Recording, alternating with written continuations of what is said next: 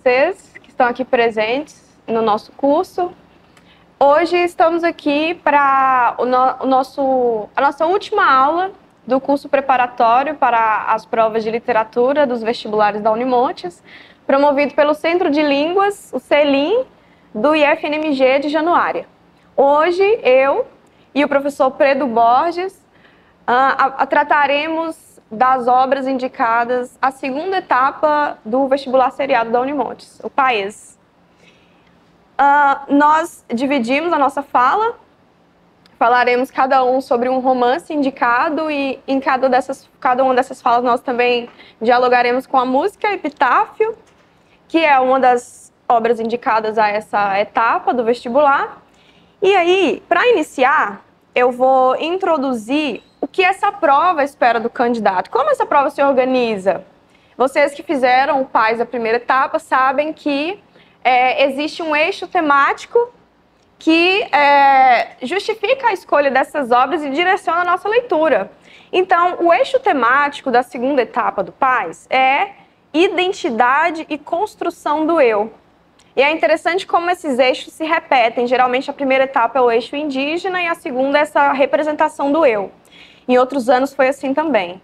Bom, eu vou fazer uma leitura do que o edital do vestibular propõe sobre o que é esse eixo temático, identidade e construção do eu.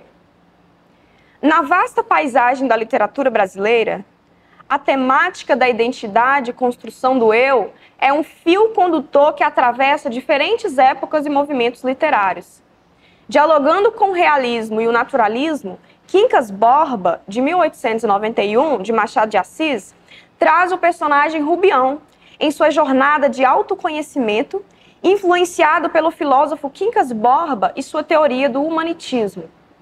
Já Maria do Zá, 1910, escrito por Lindolfo Rocha, natural de Grão-Mogol, Minas Gerais, incorpora elementos tanto do romantismo quanto do realismo, oferecendo uma visão multifacetada da sociedade e da condição humana no interior do Brasil do século XIX.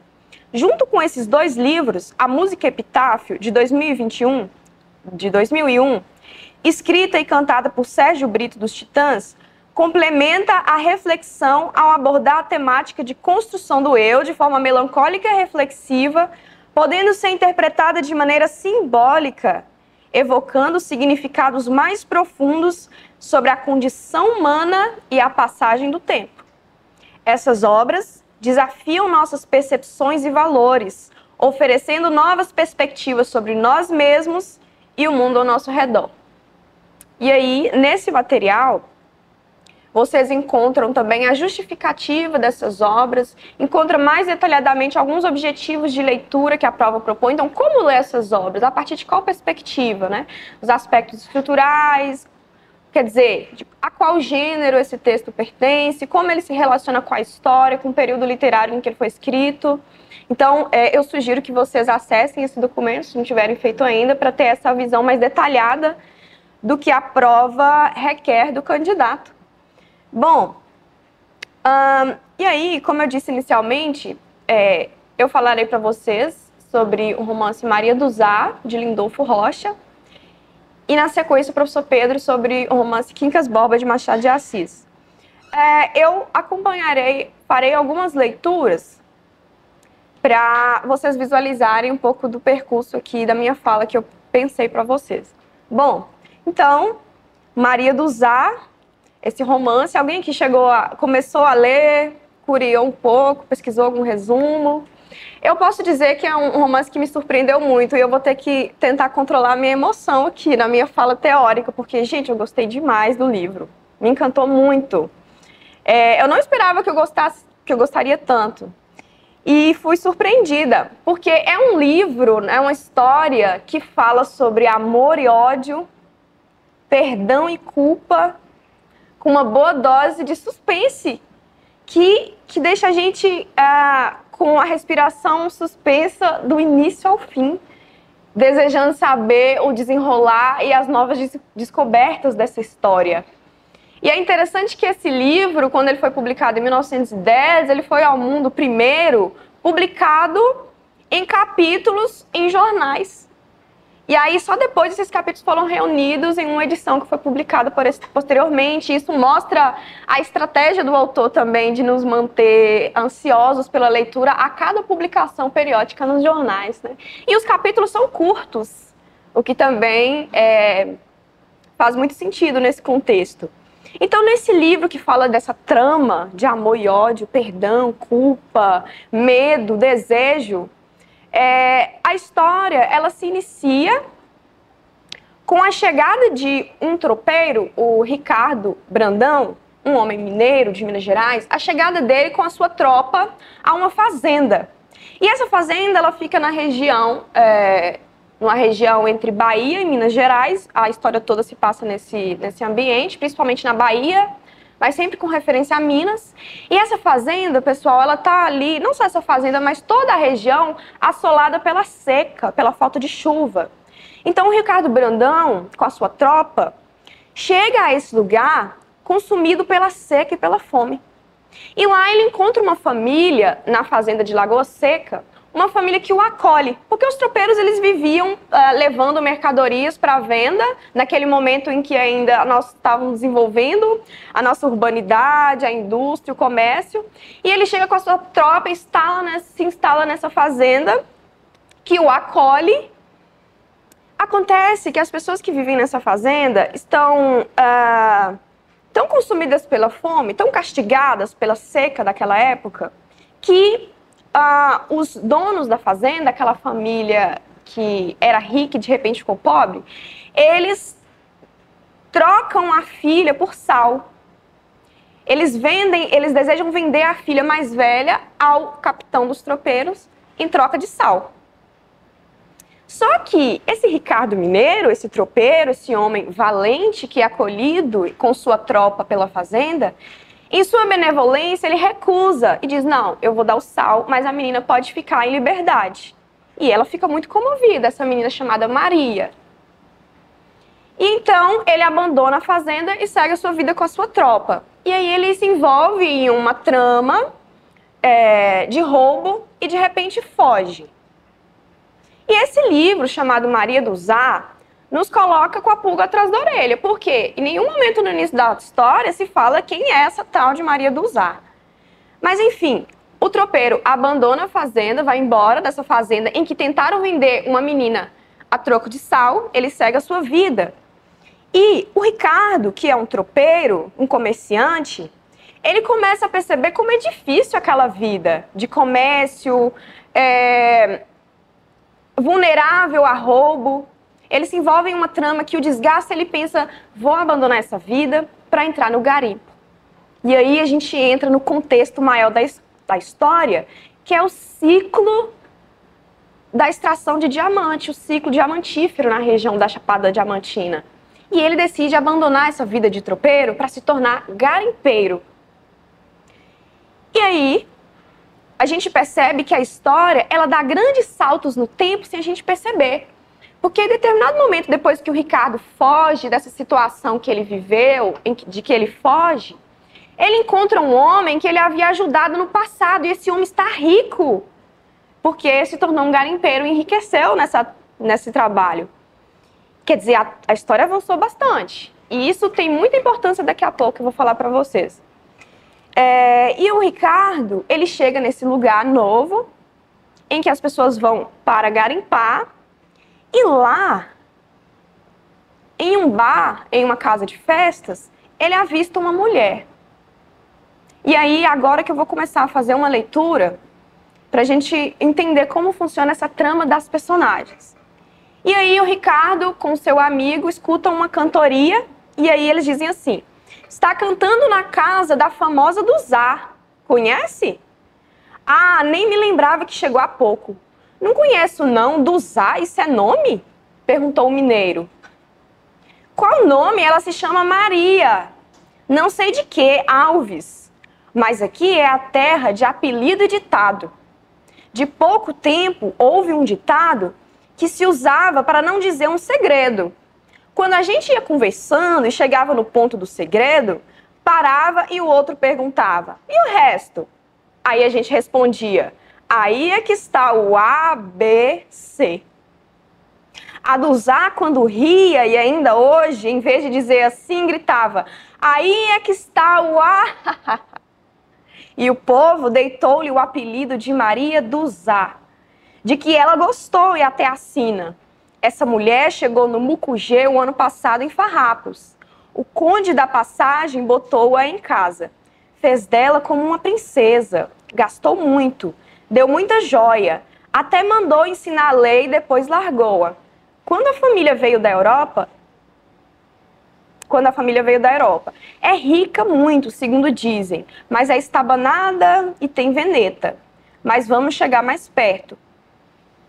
E aí eles avistam a Maria do Zá. Lá está a Maria do Zá, é aquela morena de vestido cor-de-rosa decotado, que está de cabelo solto, brincos e medalha de brilhantes, presa ao pescoço por um veludinho rosa. Aquelas outras também são da roda. Então a Maria do Zá estava com as suas amigas, que assim como eram prostitutas nesse ambiente. O mineiro, aquelas outras também são da roda. Supi, a Flora, folha de couve e outras que não conheço. O mineiro parecia não ouvir mais nada. Disse-ia que a vida se lhe concentrara no olhar faiscante. Do Zá conversava com um dos convivas, risonha, gesticulando, ora de modo vivo, ora cadenciado e gracioso. Via-se que relatava um fato. De súbito afastou-se um pouco, o conviva falou aproximando-se, e ela, acenando com o indicador negativamente, soltou gostosa gargalhada. Edia, aí é que está o Zá. Ouviu? Perguntou Felipe, também rindo baixinho porque os curiosos estavam apinhados em frente da casa. O mineiro não parecia ter ouvido nada. E em lugar de responder à pergunta, exclamou: eu estou conhecendo aquela mulher. E depois de uma pausa, disse: é ela, não tem dúvida. Ela quem? Perguntou o Felipe. Uma moça que eu conheci em 60, acima da Barra do Galvão. Então, o Ricardo Mineiro se espantou muito, porque aquela mulher idêntica àquela primeira Maria que tinha sido vendida por Sal pela sua família. Estava quase experimentando se ela também me conhece, acrescentou o mineiro. Agora não acho bom. A hora não é própria. Daí faça como quiser, aconselhou Felipe, lançando um olhar de dúvida à mal talhada jaqueta de seu hóspede. Nada, é agora mesmo, decidiu o mineiro. E caminhou para a porta, convencido de que em casa de mulher-dama não havia cerimônias. E aí, nesse momento, o Ricardo, ele encontra um de seus trabalhadores que o haviam abandonado lá naquela emboscada que fizeram para ele. A emboscada que fez com que ele abandonasse a vida de tropeiro, muito difícil. E aí, ele pergunta a esse amigo que de repente ele conheceu: ei, Manuel, esta do Zá não será aquela moça da Lagoa Seca? Sei lá, respondeu o cantador com um sorriso malicioso. Hoje que fui chamado para cantar nesta casa, também me parece que é ela, em carne e osso. Mais gorda e mais bonita, sim. Mas como aqui tudo muda de um dia para o outro, não quis dizer nada. Não quero barulho comigo. O mineiro chegou-se para a porta. Ao perceber aquele tipo varonil de sertanejo, o que o chapéu e os modos indicavam, do Zá veio encontrá-lo. O mineiro não teve mais hesitação e cumprimentou-a em voz brevemente comovida. Adeus, Maria, não pensei... Quem é o senhor? Perguntou do Zá em assério. Não me conhece mais? Interrogou o mineiro por sua vez. Não posso conhecer porque nunca o vi. Pois tem fraca memória, comentou o mineiro entre risonho e despeitado. E alteando a voz perguntou ainda. Então não conhece o mineiro? O que é da medalha de despedida? Quando ele recusou comprar aquela menina, ele deixou uma medalha com ela de lembrança. E ela guardou essa medalha para sempre. E aí ele questiona essa Maria do Zá, que parece tanto com aquela menina, cadê a medalha? A mundana não se pôde mais conter, desfechou uma estrondosa gargalhada na cara do mineiro. Este sentiu o sangue escurecer-lhe a vista. Imagina, rejeitado por aquela menina. E ela disse, meu bem, você errou a porta.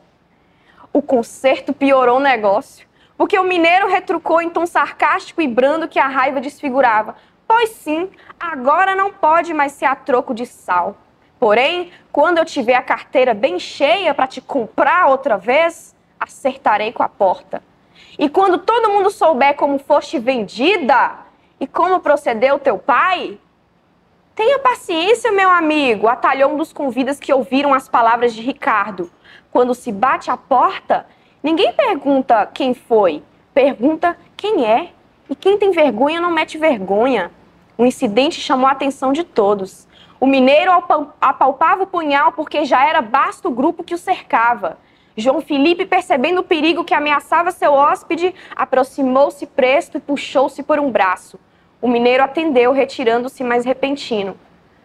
Faço lá a casa desses tunantes? Ao mesmo tempo, os da sala comentavam. Sim, senhor, que atrevidão. Então, a gente tem esse momento marcante na história, quando um dos personagens principais, o Ricardo, ele confunde Maria do Zá com a primeira Maria que haviam vendido para ele a troco de sal. E aí, nesse momento, o leitor, que ainda não leu resumos na internet, não leu nem a contracapa do livro para ver toda a história, quis entrar na história de uma vez e ser surpreendido, como foi o meu caso. Esse leitor, ele pergunta, mas será que é ela mesmo, a primeira Maria?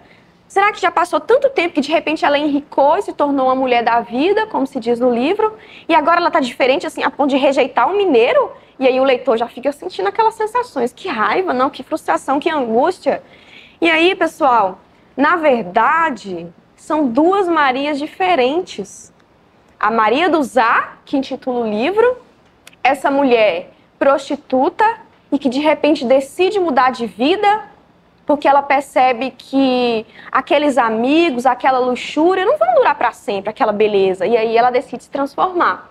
E a outra Maria primeira, a Mariazinha, a Maria Alves também, que é essa segunda Maria da história, que compõe, na verdade, esse triângulo amoroso com o Ricardo Mineiro, o Ricardo Brandão. E aí, a partir desse momento, uma série de confusões e enganos acontecem, em que o Ricardo, muito ofendido pela rejeição dessa Maria do Zá, achando que era a primeira Maria, ele passa a ter ódio por ela. E quando a primeira Maria tenta retomar o contato com ele, ele a rejeita, achando que é a primeira Maria que fez aquele caso, né? Então, é uma situação de enganos, é uma trama que nos deixa ansiosos para saber, e aí? O Ricardo, ele vai acabar com a primeira Maria, que passou a gostar dele depois que ele foi embora, ou com a Maria do Zá, que de repente viu naquele homem valente a possibilidade de ter um marido que a protegesse nessa nova vida que ela buscava. Então, a gente percebe nessa cena como o Ricardo, ele é valente, vocês perceberam, né? Ele estava num lugar que ele não conhecia ninguém. Os amigos da Maria do Zá que o perceberam falando com ela naquele tom agressivo, que ele, na verdade, está confundido, achando que estava sendo rejeitado, vão para cima dele, ele recua, mas ele está lá com a mão no punhal. Ele é valente. Então, na verdade, o que nós temos é o nosso herói nessa história. O Ricardo é o herói. Esse homem bravo, valente, destemido, honroso, ingênuo. E que, na verdade, também se transforma nessa história. Então, em resumo, a gente tem essa história desse triângulo amoroso, Ricardo, Maria do Zá, Maria Alves, uma história de enganos, de amor e ódio, em que os personagens sofrem profundas transformações. E isso também movimenta a história e deixa a gente ansioso para ler e continuar lendo. Eles passam por profundas transformações. A primeira Maria, aquela ingênua que foi vendida a troco de sal, ao longo da história ela começa a dar mostras que, na verdade, ela gosta de luxo. Ela é brincalhona, ela é faceira, ela quer também, ela deseja, às vezes, ter a mesma vida que a primeira Maria do Zá, que é uma prostituta.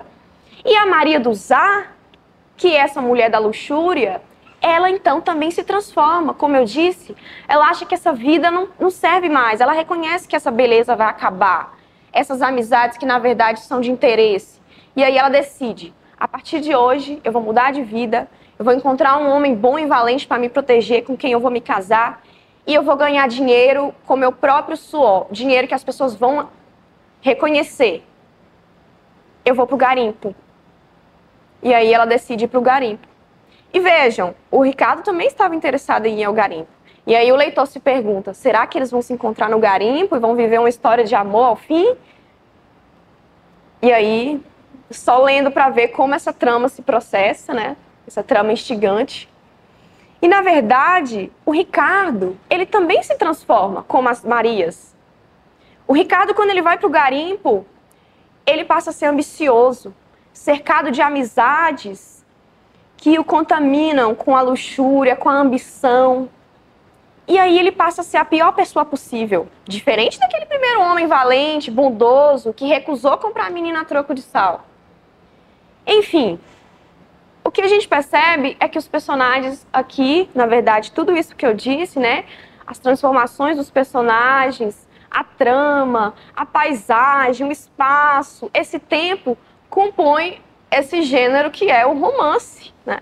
Essa narrativa longa, complexa, ambientada, que se transforma ao longo do tempo, cujos personagens também se transformam, vivem uma trama que se desfecha ao fim, né?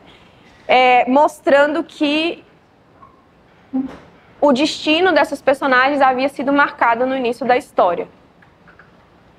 Em diversos momentos, alguma pessoa próxima da Maria do Zá diz a ela, você vai ser feliz, você vai se casar. E a Maria do Zá, descrente, diz, isso jamais poderia acontecer comigo. E aí, ao fim, um spoiler para quem não leu, infelizmente não dá, gente. Ao fim, a Maria do Zá, depois de muitos desenganos, depois de muito sofrimento, ela se casa com o Ricardo. E a primeira Maria, ela se casa com outro homem também, mas depois desse homem ter sido assassinado e ela ter se visto na necessidade de sobreviver, ela se torna uma prostituta também e por isso ela acaba morrendo, né, devido aos excessos da vida. Mas é muito interessante quando a gente lê como essa história se compõe. A gente acha que não vai acontecer o que acontece, né? E a gente espera que alguma coisa aconteça e ela não acontece. A história é muito instigante por isso. Mas o que a gente percebe com tudo isso? Pensando no eixo temático, né? Da identidade, da construção do eu. Na verdade, nós temos um eu quase duplo nessa história. Esse eu duplo são as duas Marias. Essas Marias, elas vivem uma situação... A construção dessas personagens é tão interessante que elas se transformam uma na outra. A primeira Maria ingênua, que vivia na roça, que foi vendida por seu pai, ela se transforma na Maria do Zá. E a Maria do Zá, que era a mulher da vida, se transforma na ingênua, bondosa, caridosa, inicialmente. E esses destinos se cruzam de maneira muito surpreendente. O Ricardo também sofre transformações. Então a gente está falando aqui não só do tema e dos personagens, mas da própria estrutura do romance. É próprio do romance ter personagens que se transformam, que vivem tramas. E esses personagens vivem essa trama de identidade, de encontro, desencontro, de brigas, de perdão, de lutas, nesse contexto do ciclo de extração do diamante na Bahia, que atraiu muitos homens ambiciosos, que fez com que muitos homens se enriquecessem, mas também que muitos outros se arruinassem na morte e na pobreza. Então é um romance que, claro, o que é mais potente é a ficção, é essa história inventada desses personagens, mas que também é muito atravessada pelo contexto histórico da época. Essa ideia de identidade, o romance fala muito sobre identidade, sobre... Tem um momento que eles celebram o dia da independência da Bahia. Falei muito. Enfim, é um romance atravessado pelo contexto histórico, da busca pelo diamante, do patriotismo, das cantigas populares. E assim a gente conhece essa história Maria do Zá, que na verdade vocês conhecerão melhor ainda, quem não leu, lendo, né, esse romance muito instigante, publicado em 1910 por Lindolfo Rocha, de Gramogol. É isso, pessoal. Eu vou dar a palavra agora ao meu colega Pedro, para ele seguir com o debate sobre Quincas Borba. E vai falar um pouco mais de epitáfio depois.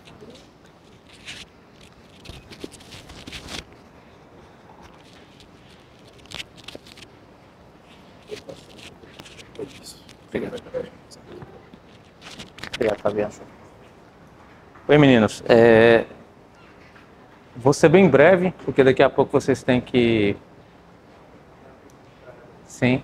Qual seria a relação desse livro Maria do Zac com a música? Com a música, isso. Como o tempo foi curto, eu tive que dar um salto, né? Eu me perdi aqui na empolgação da obra. Mas eu vou ler aqui um trecho da canção para você.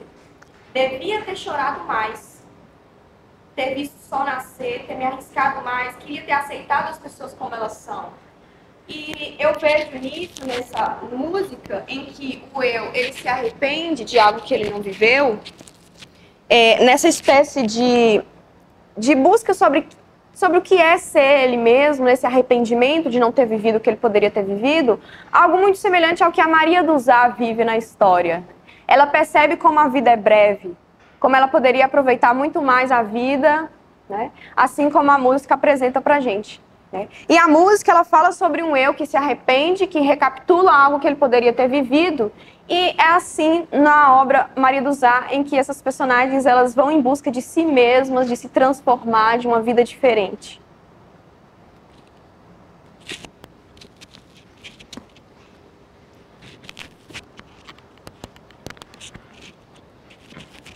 Bom, o tema geral das obras da segunda etapa é a questão da identidade.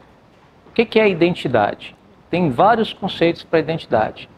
Eu acho que um conceito interessante para vocês pensarem a Maria do Zá e o Quincas Borba, sobre o que eu falarei bem rapidamente mesmo, é a ideia de que identidade é história de vida. É a história de vida da gente. A identidade, às vezes, é colocada para a gente pela literatura, pelo cinema, pelas novelas, como uma coisa única. Ah, fulano é daquele jeito, ele tem aquela identidade, ele é daquele jeito e pronto, e acabou. Ele vai ser assim para o resto da vida. Mas o que Maria do Zá e o que Quincas Borba e o que a vida real nos ensinam é que a identidade, ela muda com o passar do tempo e ela muda a partir daquilo que acontece conosco, à nossa volta. É disso que fala o romance Quincas Borba. Que de Quincas Borba não tem praticamente nada. É mais ou menos o título, o início, os primeiros 3, 4 capítulos e os últimos capítulos do livro que vão falar do Quincas Borba. Bom, a história se inicia e começa e termina em Barbacena, Minas Gerais. Infelizmente, a cidade ficou conhecida por conta de um hospital que acolhia pessoas que naquela época eram chamadas de alienadas, de loucas, né? Pessoas com problemas psíquicos, mentais muito sérios e que iam lá ficar internadas. Às vezes eram pessoas que, uma menina que engravidou, uma menina que pensava diferente na família, um rapaz que era diferente, era tido como louco e era levado para Barbacena. Era muito comum aqui em Minas Gerais um trem chamado Trem dos Doidos, em que as pessoas eram colocadas num vagão que ficavam as pessoas que eram tidas por loucas para serem levadas até Barbacena. E é muito interessante perceber que a história começa em Barbacena e termina em Barbacena. Começa com o endoidecimento do personagem título do livro, que é o Quincas Borba. Era um homem muito rico, mineiro, um homem muito rico, e tido a filósofo. Ele, inclusive, inventou uma filosofia chamada humanitismo, que ninguém entende durante todo o livro. Parece que nem o próprio Quincas Borba, o homem, né, entendia o que era esse humanitismo. Mas o humanitismo era basicamente a seguinte ideia. Veja, às vezes o homem pode acontecer uma coisa ruim para uma pessoa que será boa para outra pessoa. E o filósofo Quincas Borba, no início do romance, vai contar a história da avó dele. A avó dele estava lá, numa igreja, vendo um cara muito famoso passar naquela igreja, um nobre, um rei, um príncipe, alguma coisa assim, e ela sofre um acidente. Por quê? Porque alguém teve fome, o carroceiro, o cocheiro teve fome e saiu mais cedo e acabou atropelando a avó dele. Ou seja, para que alguém tenha uma felicidade, que é encher a barriga, matar a fome, alguém vai ter uma infelicidade. Isso é humanitismo. Uma coisa muito simples, né? Coisa muito simples. Só que ninguém entendia da forma como Quincas Borba falava.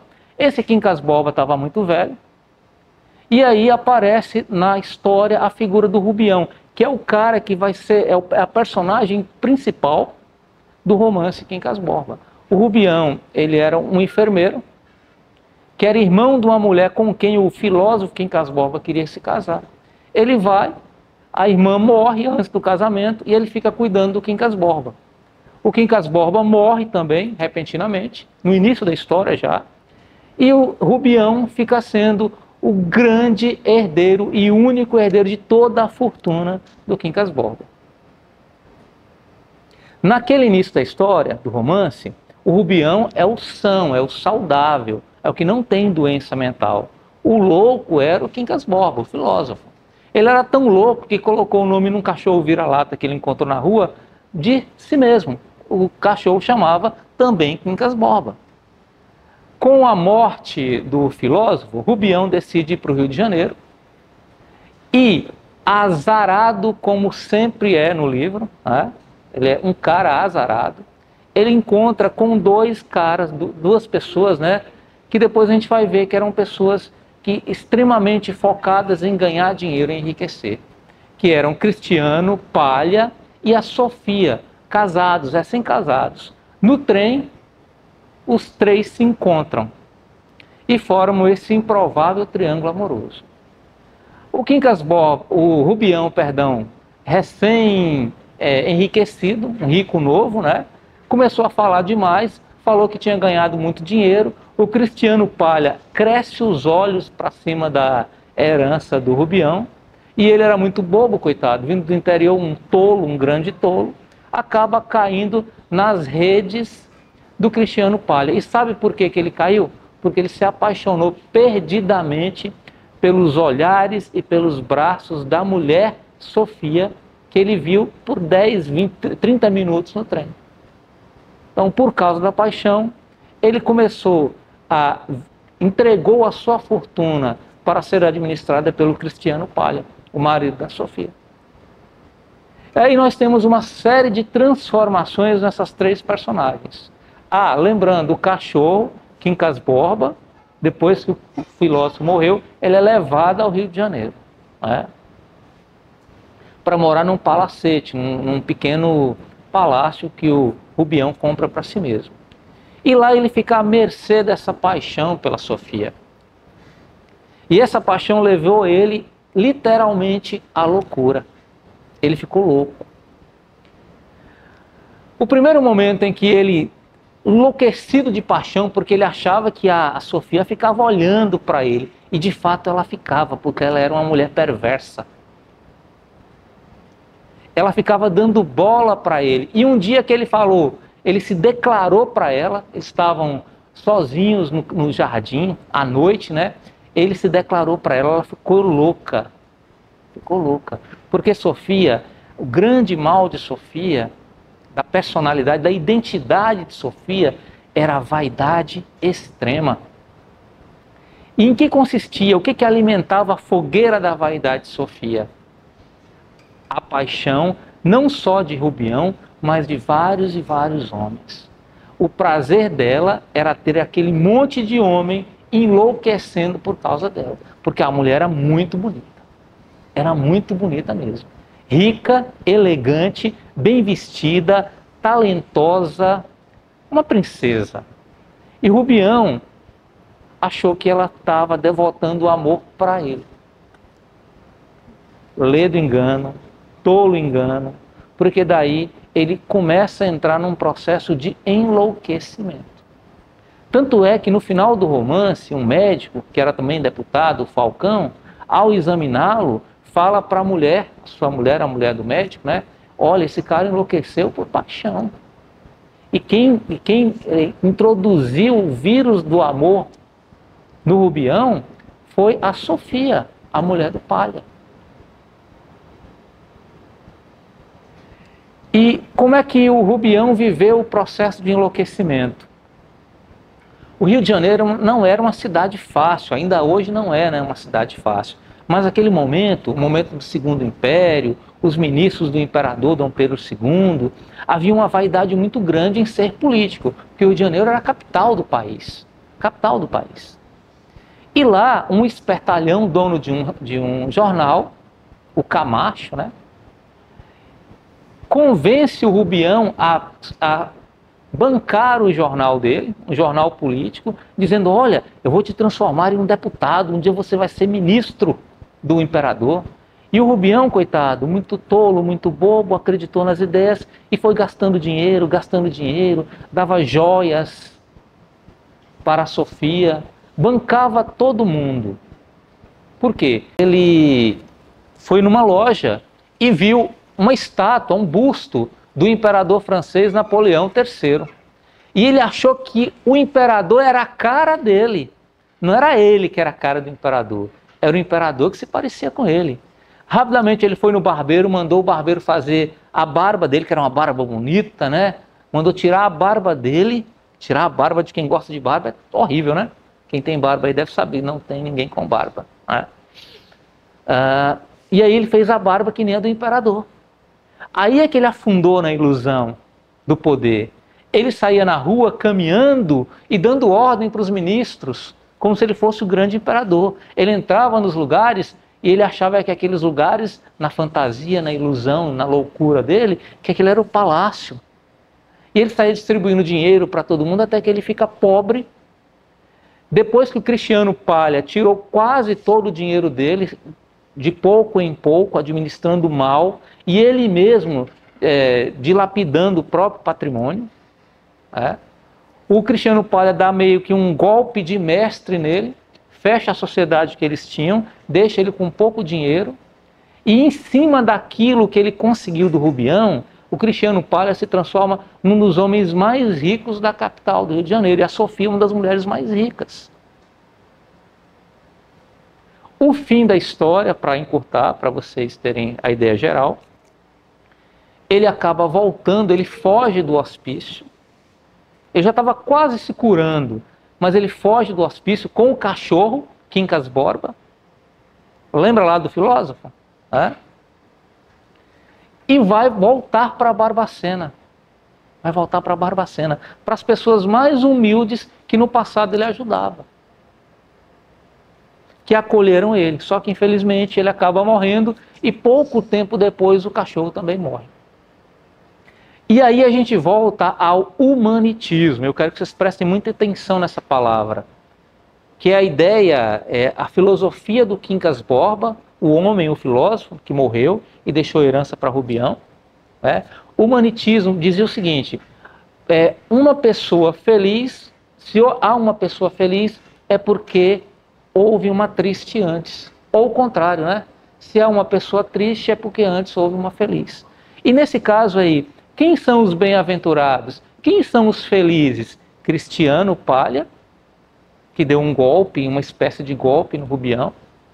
Sofia, que iludiu o Rubião com um falso amor, com a promessa do falso amor.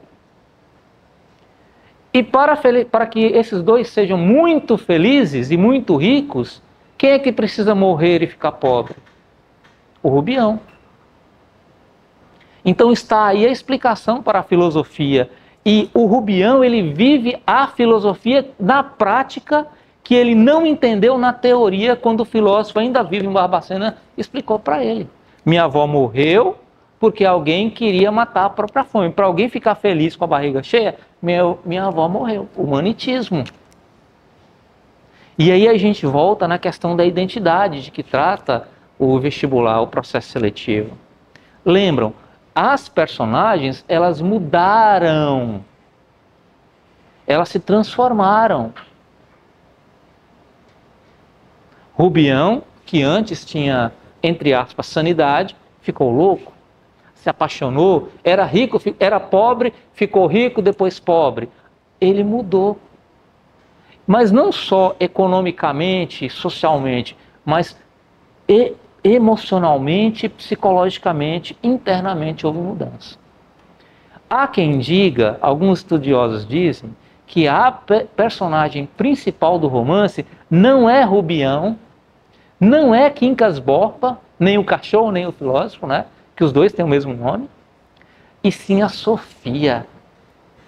A Sofia Palha, aquela que envolveu o Rubião numa esperança falsa de amor, é a grande personagem do livro. E de fato ela é a mais interessante. Porque realmente o livro não deixa claro que ela é a culpada, porque ela nunca traiu o marido. Ela nunca traiu o marido. Quem achava que estava vivendo um triângulo amoroso era o Rubião, na sua ilusão de ser amado, de ter alguém apaixonado por ele. Uma mulher bonita daquela, né? Sofia. Era um avião, era uma princesa. A Sofia, então, é a grande personagem. E ela me lembra muito, mas muito mesmo, o ambiente das redes sociais que nós vivemos. As redes sociais nos levam a ter uma percepção de nós mesmos muito equivocada, muito fantasiosa. O Rubião viveu isso. Quando ele foi para a corte, ia para os bailes e via aquele povo rico, ele não tinha costume com aquilo. Ele não conhecia aquela vida, ele ficou deslumbrado. Então é alguém que entra na rede social e se vê deslumbrado com tudo aquilo. E de repente ele acha que curtida e seguidor é amor. E de repente que ele vai achar que tapinha nas costas, parabéns, comentário, é subir na vida, é ter fama, é ter sucesso. O Rubião viveu essas fantasias, assim como nós vivemos hoje com as redes sociais. Eu acho que é uma comparação muito interessante. Muito interessante. Porque as redes sociais impactam a nossa identidade, a nossa forma de nos ver e ver a vida e ver os outros. Principalmente porque nós somos obrigados a nos ver a partir do olhar dos outros. Porque a rede social é assim. A gente se vê a partir do olhar do outro. Se você posta uma foto assim e tem mais curtida, você vai querer postar sempre assim. É o meu melhor ângulo. O Rubião também viveu isso. Se eu me comportar assim, se eu pagar esse cara para ter esse jornaleco ruim de política dele, eu vou virar político, eu vou virar deputado. Se eu der muita joia para a Sofia e se ajudar em tudo que ela quiser, fizer tudo que ela quiser, do jeito que ela quiser, eu vou ter o amor dela. Então isso tem a ver com a questão da identidade. As mesmas transformações identitárias que as personagens de Maria do Zá viveram, e aí agora com relação à música. Eu acho que a canção Epitáfio tem muito a ver com a Sofia. A Sofia, no final da obra, no final do livro, ela fica, depois que o Rubião morre, depois que um dos caras que ela queria, se tinha um cara que ela queria, mas que não dava bola nenhuma para ela, que é o Carlos Maria, se casa, ela fica louca, ela fica doida, porque ela perdeu aquele alimento da vaidade dela. O Rubião enlouquece, o Rubião morre, então ela perde parte do alimento da vaidade dela. O Carlos Maria se casa e nunca deu bola para ela. Ela perde a outra parte do alimento da vaidade dela. Então ela só era a bonita, ela só se sentia especial e estava por cima, porque tinha gente embaixo sustentando esses sentimentos, essas emoções dela. Meninos, eu espero ter colaborado com a leitura. Infelizmente, não poderia entrar em detalhes pelo tempo que vocês têm agora, né? Sugiro muito que vocês leiam o romance, talvez em outro momento, dado o tempo que é curto para vocês, e coloco-me à disposição também para ajudá-lo na leitura, se vocês quiserem fazer posteriormente. Tá? Obrigado pela oportunidade, Anne. Falar sobre literatura é sempre muito bom.